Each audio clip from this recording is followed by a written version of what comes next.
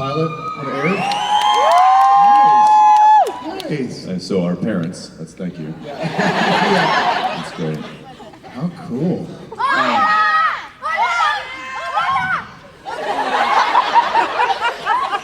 Is that a demon? Yes. So good. What is it? We were singing karaoke on Friday, and like my throat totally hurts right now. Oh, got it. Thanks for that. Love you guys. Thank you for sharing. Who's the first timer?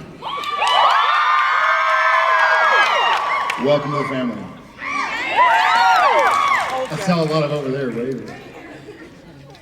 Yes. And your dog just threw something into the aisle. Was that the dog? I think he was on a call, and she was on a call, and yeah. Yeah, it's pretty obviously a she, Jensen. Obviously. For those who can't see, the dog is sort of like prone towards us right there. I'm not a veterinarian per se. She's a doll. But I mean, she is also a doll and a dog. It's kind of like the whole. Obviously, Jared. I mean, I'm not a veterinarian, but plainly see that as a canine. When is a door not a door? When it's ajar. We got dad jokes all day. It's early. It's early. When is a mountain not a When it's a mountain? volcano. I'm reading your mail. That's how slow I am. It's like a volcano. Well, we are thrilled to be back in Texas. Absolutely. Feels like home, smells like home. Opening Sunday of football. How many people are actually from the area? Are there any Plano people here? What about Richardson people? I'm gonna go on a limb here. Is there any Berkner alumni here? Yeah, you see a ram. Sweet. Your daughter's a ram? All right. 2004.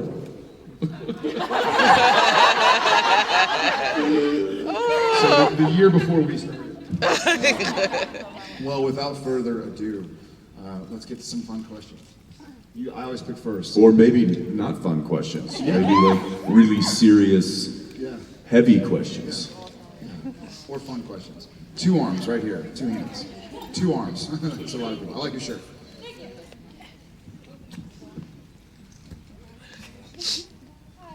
Hi. You can just talk loud. We'll repeat your question. We're good at this. Thank you for coming back.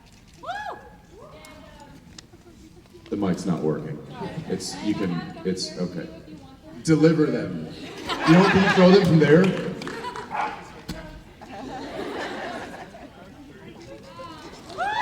Breakfast, lunch, and dinner.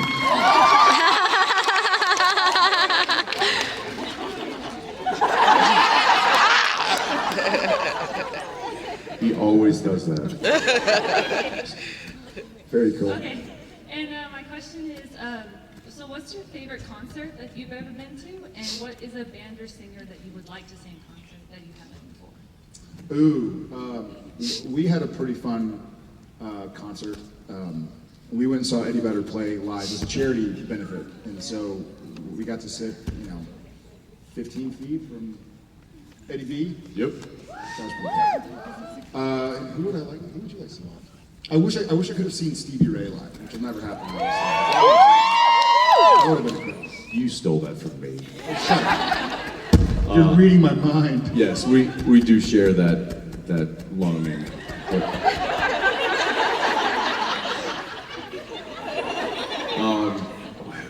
Best concert.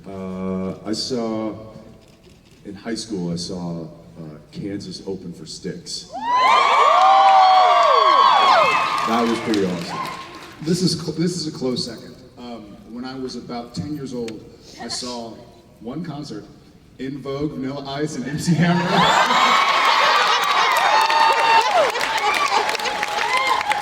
I'm not shitting you. It was the concert to end all concerts. How do you go to another concert after that? And surprisingly, Vanilla was the closer. I would have thought it would have been In Vogue, Vanilla, Hammer, but it was Vogue, Hammer. Don't you just call him V-Ice? Yes, I do. Nice Ice Baby.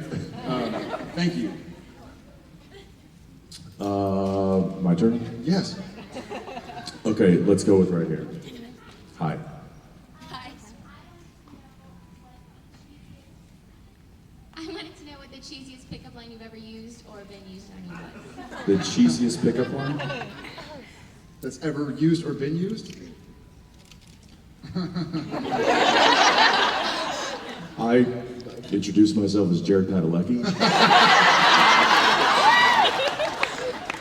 That's failed. That's because I don't think I've really, Has anybody ever said a cheesy pickup line? yeah, like, did you just fall out of a plane because you're the bomb? Something stupid like that. This is a little dirty, I guess. I was at a restaurant in New York with two of my friends, and I was in a relationship at the time. And we were eating, and our waitress at the end of the meal came and sat next to me and put her hand on my thigh like this, you know, and there's a piece of paper in it. And she goes, "Just bought a new mattress. I'd love some help breaking it in." My buddies go, "What?" And then she like got up and walked away. And I was like, take this. So, needless to say, I did not help anybody break anything. Thank you. You are the Not kidding. And I think my reaction, she was like, "Did you just fall from a plane? Because you're the bomb." And I went,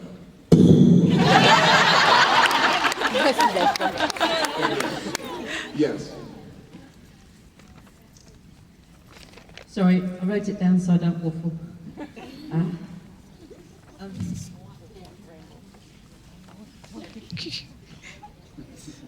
just rifling through emails. She's aren't you? reading her email. I forgot She's to like, "I've just got to text my boss back real quick, let him know why I'm not at work." Sorry. It was about, first of all, if it's too spoilery, I understand if you can't answer. You wrote all this down? She's stalling. Not the ums, sorry. This is because I was trying to make it succinct. Are you allowed to say whether you think Sam still has a bit of demon blood? This was since you mentioned it on Twitter. I think Sam still does have demon blood in him. What? Yeah, girl. I think so. I think it's going to be something that plagues him for a long time. Oh, is there more? Yeah. Sorry. Sorry. She was still stalling, actually. That wasn't even the question. That was an appetizer question. Have you seen Facebook posts? There's a much longer version.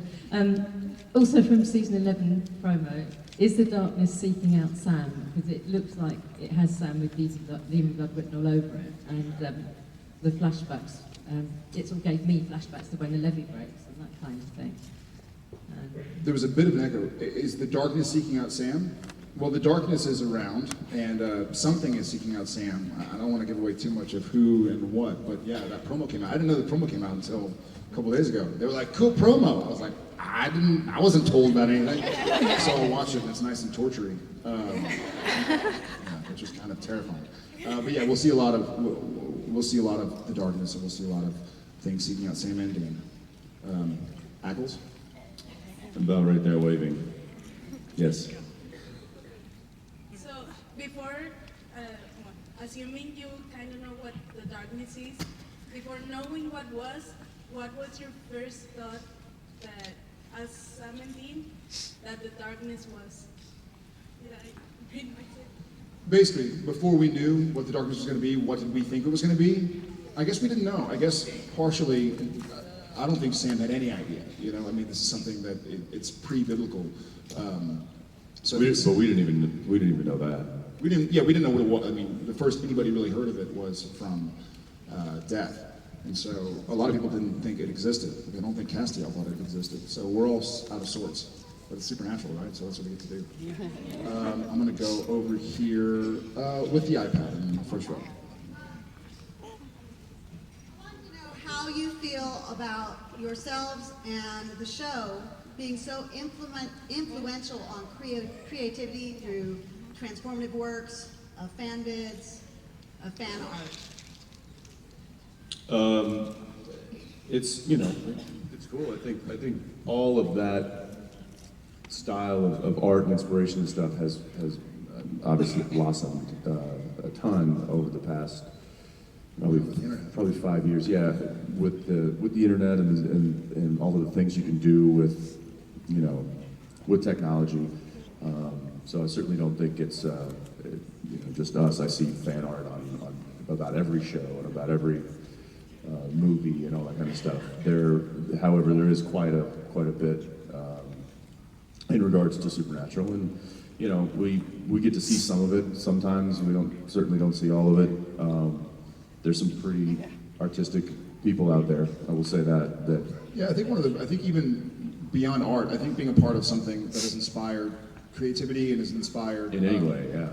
Yeah, and philanthropy. I think it's nice to be a part of something that we're all building and growing together. I mean, we get to kind of express ourselves creatively and philanthropically. Good one. Yeah. Not totally for that. It's like a mountain. So it's nice to be a part of something that That inspires any kind of creativity. Yeah. Go more over there, way on the end with the red hair. Yes, you. Yes. First of all, how are you doing today? Good. How are you? Good, awesome. I just wanted to know, is it like weird seeing yourself in one of your episodes like being tortured or like dying? Like how do you respond to that? My initial response is to like make sure my kids aren't looking at the screen, and I mean that. Like so Tom, every now and again when we're we'll put an iPad in his hand and have him watch like a young person's show, like Dinosaur Train or Frozen. Yeah, some Dinosaur Train fans out there. Hey. See you at the Dino Train convention. No, but he now will push the button and go to YouTube and just start, and I think like Jen will, every now and again if he misses me and I'm at work or they're in Austin, she'll put on like an interview to where, or a gag reel or something, but on the side, it's like recommended videos. There'll be videos of Sam getting beat up. And, I've died a lot in movies and shows and gotten beat up a lot in movies and shows. Yeah, no, I'm not kidding. I think it's more difficult for my family, like my mom or my brother or my child. I kind of remember doing it. It's interesting. Yeah.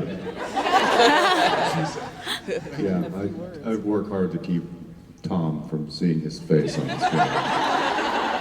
It's difficult. Yeah, with seeing those things, it's hard to be judgmental, or look at it from an audience's perspective when you're watching yourself.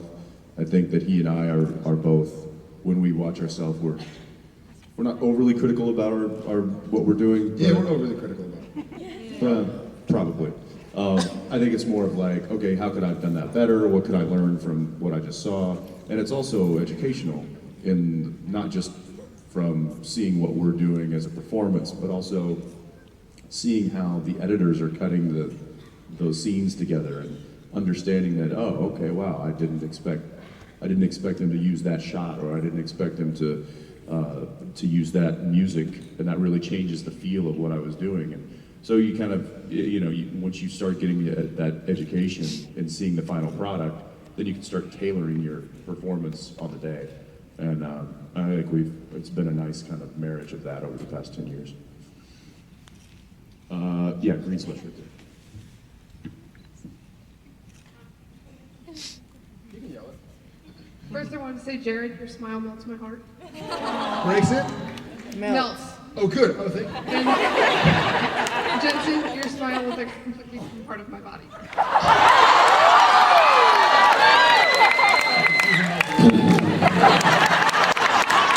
Yeah, you would ask the question about the cheesiest picture. My question was, with all of the strange situations that Sam and Dean end up in, and all of the ridiculous scenes that you have to film, is there ever a point where you're filming something and you just think to yourself, what the the hell am I doing? All the time. Can you give an example? The dog episode comes into play.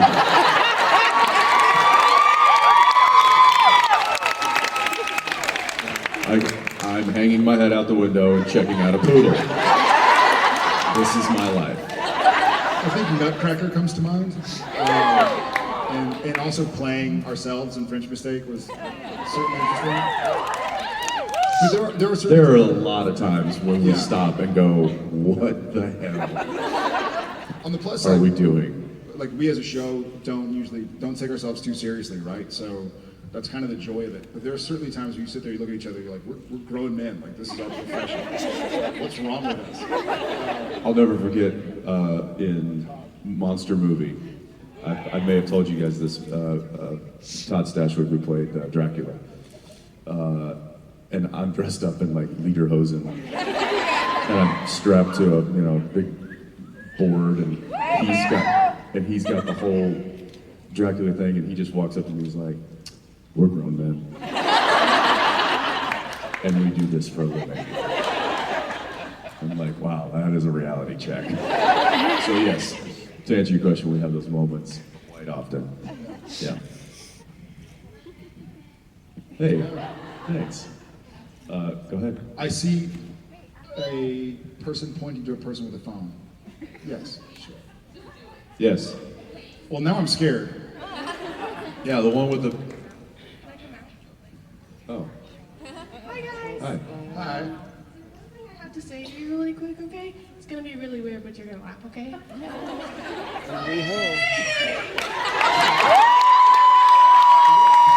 Is she wearing pants? It's a little different from what I was wearing. A sock. But I appreciate the gesture. You can pull them back up. Oh my God. You're gonna go around all day like that? Yesterday I did. I'm gonna do Very slowly. Yeah. Like I was sitting, like wobbling around and stuff. Yeah. You need tearaways.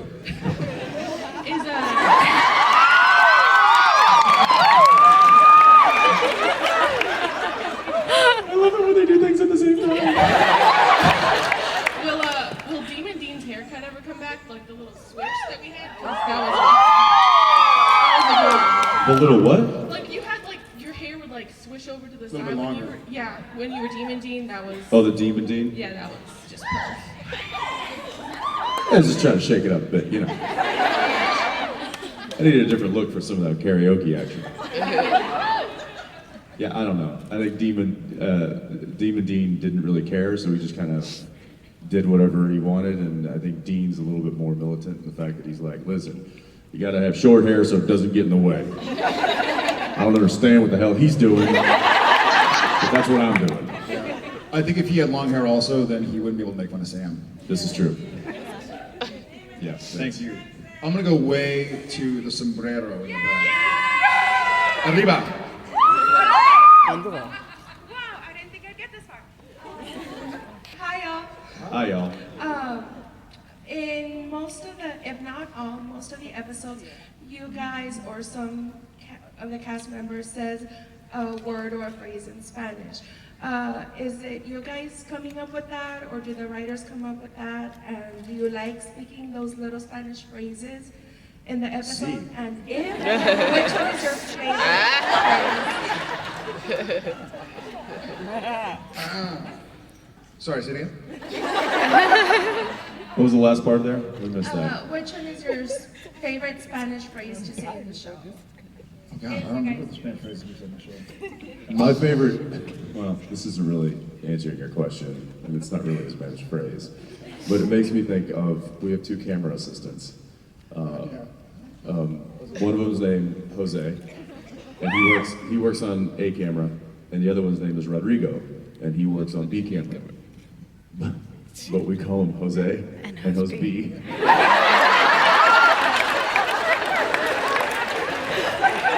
In fact, they're the ones, there's a gag of Jensen and I entering, and then it cuts to two, yes. That's Jose and Jose B. That's Jose. Also known as Jose and Rodrigo. I love the Spanish language. I took it in school, and like my sister and I went to Argentina season 4, and so I refreshed over like a month or two and got decent.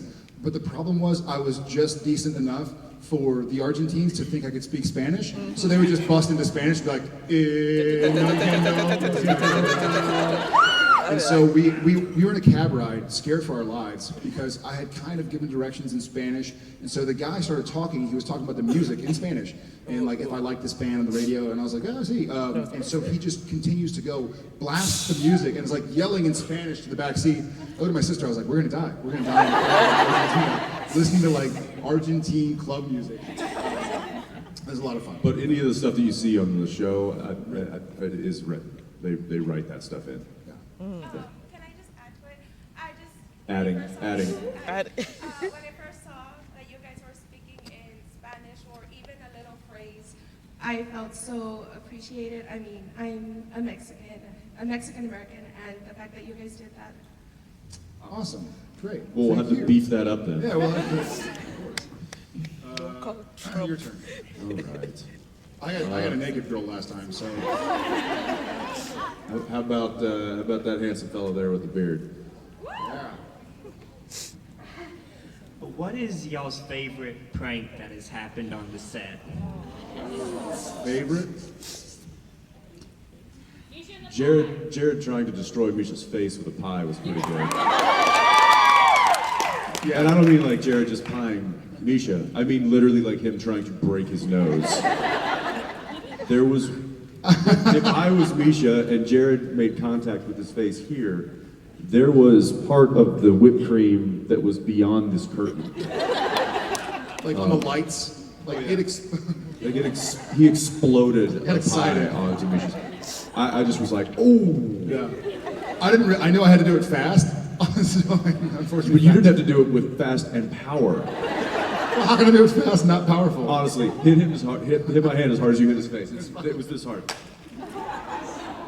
Which doesn't seem as hard, but it was pretty hard. You went through him. You were like. That was pretty awful to watch. Also, the coins were pretty good. The coins, yeah, the coins in my trailer. We played. Misha lost a bet to him and owed him how many? It was like $1,800. $1,800. So Misha went around all of the Lower Mainland. And he didn't pay me for Vancouver. like months, so I was like, hey, I didn't want to. I was like, listen, we thought it was going to be, $50 or something.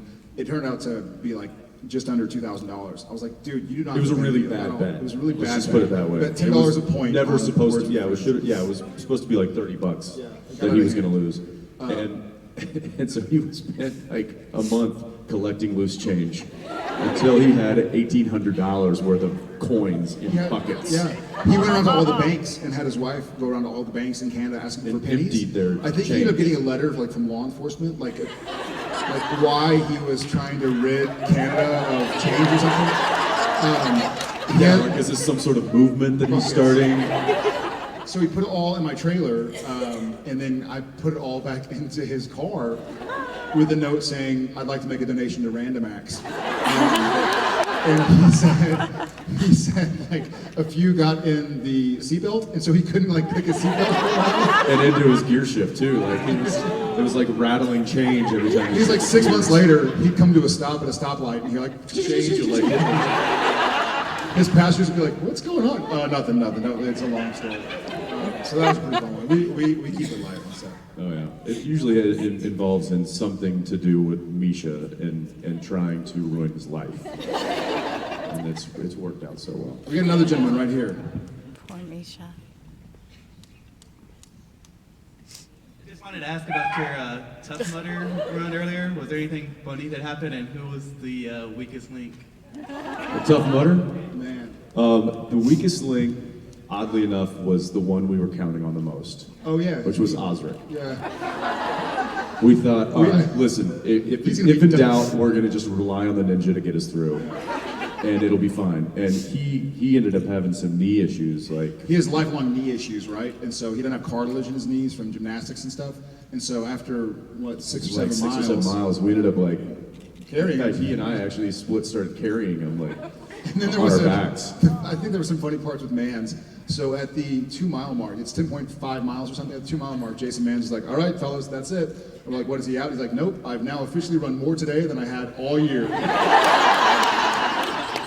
And then there's a part called like the fireman carry, where you team up and you carry one person for 50 yards, and then they carry you for 50 yards. So naturally, they put me and Mans together because we're the biggest ones. And this is like eight miles in. I got Richard Spade, so I got off easy. I'm like, all right, Rich, hop on. And so Mans, I was like, "Okay, let me get down. And so I get down like this, and he goes to get on my back, but we're all fighting. And so he ends up launching over my back. Let's do it again. So he like leapfrogged over me. We just ended up like face planting. And Jason, and I know for those of you who don't know, Jason's a very close friend of ours, and some of his music's been on the show, but he fluctuates in weight quite often, and he was at his rather larger size when we decided to do this Tough Mudder run. And I remember there was a I think it was called the Berlin Wall was the obstacle. It was basically like a 10-foot wooden wall that we had to get over. So Jared and I were able to like just jump, grab the top, and pull ourselves over. Jason's like, "I'm gonna need a little help, guys."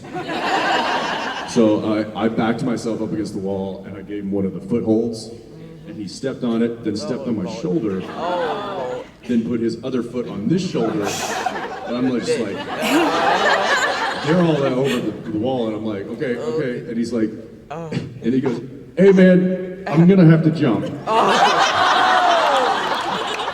So I think he was pushed like 260, yeah. And so I've got 260 on my shoulders, and then now he's going to do this. And then we got over, so it happened, and I was like, "Wow, that was not cool." And then we get over the wall, and I'm like, "There's another one?" So I had to do the same thing again. But it was a lot of fun. We had a good time, and I think there's lots of talk of us doing it again next year, and possibly having a bigger team. We only had 6 guys this time. I think the word's gotten out. Everybody's like, "Well, I want to do it." Misha's in, Cohen's in, so there's going to be a few more of us next time. I'm gonna go way over here in the green, the light seafoam. Yes. Obviously, you two were sane enough to be able to separate reality from your real lives. But do you ever sit at home after a day of filming and just kind of think, "Oh, we should have done whatever, X, Y, and Z"? And if so, have any of those decisions affected something that carried out into the next episode? Yeah. I think constantly about like, "Oh man, it would have been fun to do this, or cool to do that, or I should have tried this." But that's just that's kind of where art imitates life, right? And so there's a sort of pleasure and satisfaction in having to get, and I'm a procrastinator. I'll work on something for, yeah, let's hear it for procrastination. I'm a perfectionist. Who gets stuff done in a timely manner these days? By nature, I'm a perfectionist, so I don't want to turn anything in. So being forced on a regular basis to turn something in, for lack of a better word, is almost cathartic. As far as carrying on to another, I think Misha is the best example. He signed on to do the show. I think he signed on for a couple episodes, and so he did his voice. And now 8 years later, he's like, "What? Did I do that voice?" Because now I'm having to do the Castiel voice. I think he ripped his vocal cord. Yeah, he's seeking medical attention now. No. He echoed. I shit you not. He had an echo. His vocal cord had ripped. And remember when we did the Stonehenge? Yeah, there was some weird Yeah, we were like, what? It was bizarre. I'd never heard anything. He was talking, and then I was like, wait a second. Do I hear something? Because there's some weird of echoey harmonic that was happening too. We asked our sound guy. We were like, he's not human. We asked if there was if there was feedback or something in the earpieces, and our boom operator, our sound guy, was like, "No, that's just Misha is echoing.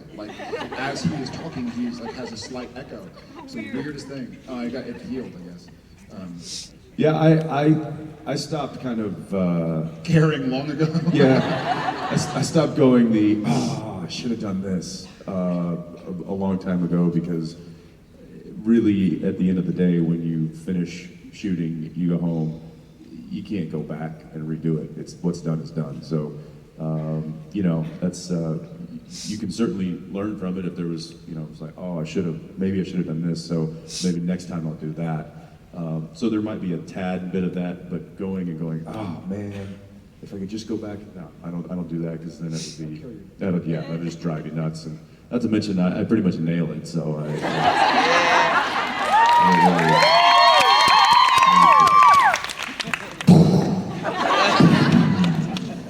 all right, I think we've got time for one more.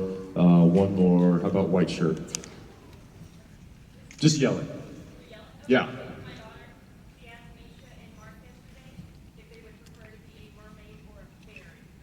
I love that we're ending on this one. Your daughter asked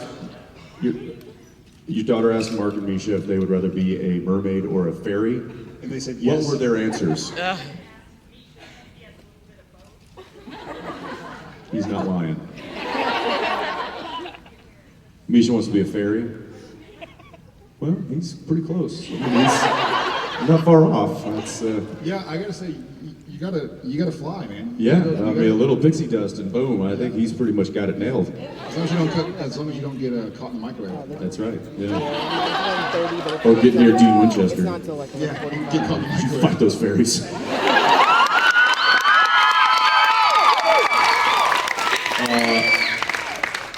Well, if I'm gonna honestly answer your question, I would want to be a merman. And that's only because my daughter makes me watch The Little Mermaid all the time. And no, I'm not gonna recite it for you or sing any of the songs. But just know that I can. And he does in his trailer. Shut up. All right, guys. Thank you. We're gonna. Oh wait, mermaid or fairy? Fairy. Of course.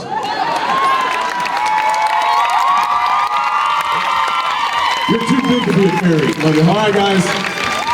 Thanks for being here. We'll see you soon.